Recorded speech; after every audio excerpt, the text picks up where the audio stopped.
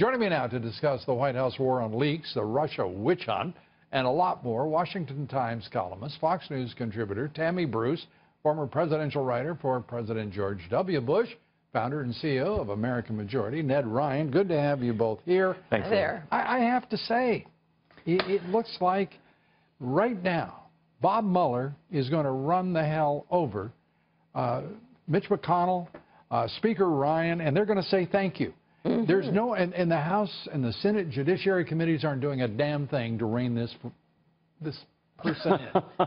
Yeah, you know, and we should not think of this as being, as the idea that somehow GOP leadership is out of control or that they would be run over. I'll take issue with that. I think that they're doing nothing because they like the direction it's going. And just like how you've got a Senate... Sad commentary. You know, look, the Senate's agreed to, you needed all senators to agree to have this pro forma session to be able to stop Donald Trump from being able to do an appointment in a recess. And that took all senators. Mitch McConnell did that. Well, and you can have one person to object. But every senator went along with it. No, but the point is, Mitch McConnell did that. Exactly. But I want to and no one in the White House is acknowledging that this president is being subverted not only by the left, the deep state, but by the GOP establishment who works full-time, and a lot of U.S. senators and U.S. representatives full-time for the Chamber of Commerce and the Business of Roundtable, and are still telling Donald Trump to go to hell and the American people to go to hell. Well, and the thing that I want to remind people, too, is that this whole special counsel was based off the premise of a false narrative, a Russian fairy tale collusion that, Lou, you were one of the first to really start talking about Fusion GPS and their fake Steele dossier that really was kind of one of the genesis for this fake Russian collusion fairy tale. So you have a false premise. Then others have argued, well, it was obstruction of justice when Donald Trump fired Jim Comey, which was his legal and constitutional right to do. We're not even sure the Fusion GPS is properly registered as a foreign agent, and as it's taking money from the Russians to subvert. As they are writing and putting out this dossier, they are acting on behalf of the Russian state, lobbying on behalf of overturning the Magnitsky Act. As they're pushing this dossier. And we're still trying to find out who paid for that. And that's where you get back to the Democrats.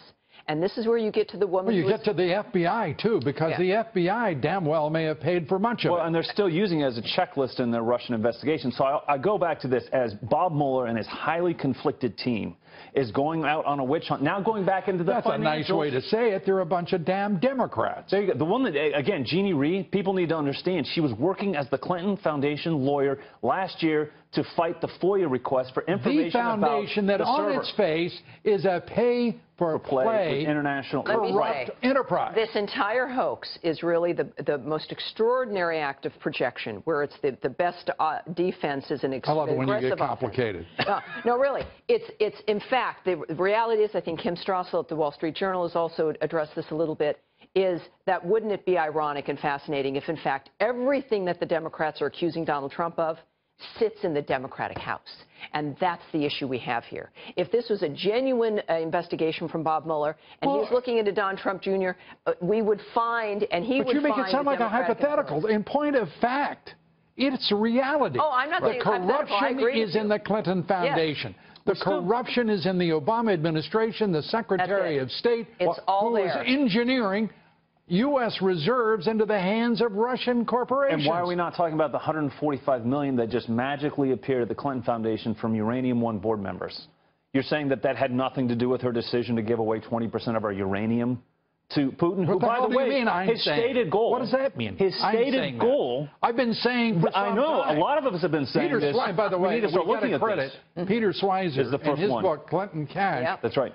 For doing extraordinary reporting. Well, you want to talk about collusion? Hillary Clinton was helping Putin towards his stated goal of controlling the worldwide uranium supply chain. But now, see, with all of this, with everything we know and people... But meanwhile, what the hell are you going to do about the leadership of the Republicans in the House and the Senate who are absolutely pushing the subversion of the president and perfectly thrilled? Oh, I think Ned, 1 second. The American people don't like it. A new Q poll has come out.